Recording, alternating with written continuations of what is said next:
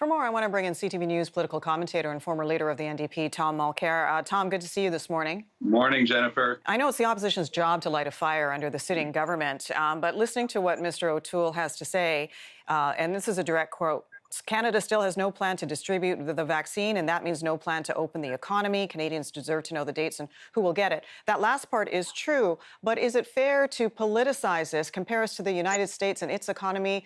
Isn't that a little bit of fear-mongering?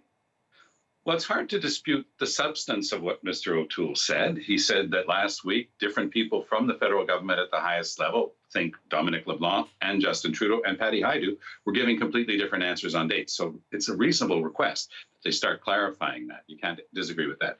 Where I do find it more difficult for the average Canadian to understand the message from Mr. O'Toole, where he keeps putting emphasis on the economy, which of course is important, but first and foremost, we got to talk about making sure that people are safe. So I would have said, talk about people first, but to each his own. In substance here, we do have a real problem, Jennifer, is that the federal government is not being transparent. They're not being forthcoming. They're not giving us the information. What's in those contracts? What are the real timelines? We keep getting people sent out there, like people, ahead of Moderna, for example, saying, well, Canada's not at the back of the line, it's somewhere in the middle. Well, what does that even mean? And so that's why it's important for the federal government to tell people exactly where we are right now, because the problem is, of course, if they're not clear and honest and forthcoming, it feeds the conspiracy theories of people who say, don't listen to anything they say. Absolutely. And I agree wholeheartedly. You know how the wheels turn in the halls of Parliament, though, and in government. Why hasn't the government been more forthcoming, headed off the controversy at the pass, especially when it comes to vaccines? What is the issue? What's wrong with the communication? What's wrong with the messaging? I know you want to be careful, but you still need to be seen to be open and forthcoming. Based on my decades in governments in Canada and elsewhere, I'd have to say that the number one problem is not communications, it's procurement. The Canadian government does a sterling job in so many different areas. One of our biggest problems, and it's historic and it's endemic in and of itself, is procurement, whether it's buying a jet fighter or it's buying vaccines. We don't know how to do it. We should have brought in some experts from the outside, some top consultants, some top law firms and others who have been able to say, this is what you have to put in a contract.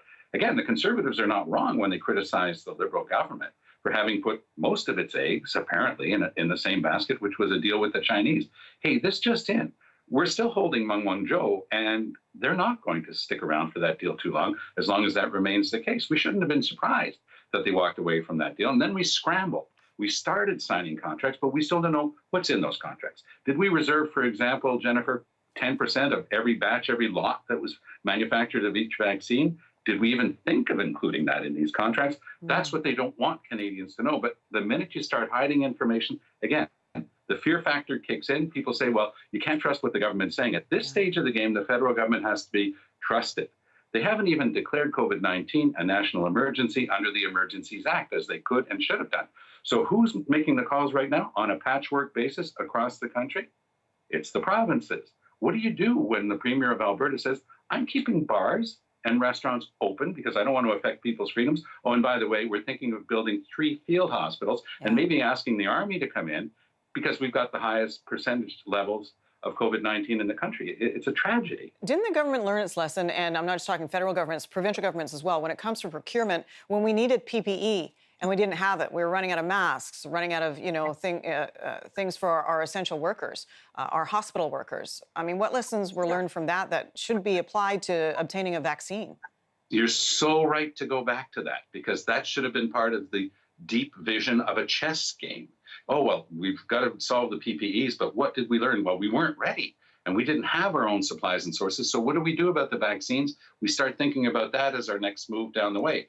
Sorry to put it this way, but I think people will understand the image. We haven't been playing chess. The federal government's been playing pin the tail on the donkey. They've got 7 different vaccines that they say they might jab us with, but we don't know how much and when and which company and what conditions. Do you require minus 80-degree freezing to be able to get this thing out there? Yeah. What's the timeline? Who's first in line?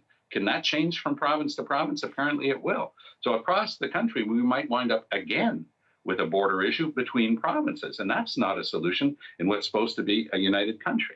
All legitimate points raised. Good to talk to you as always, Tom. Thank you. Great to talk to you, Jennifer. All the best. You too. CTV News political commentator and former NDP leader Tom Mulcair.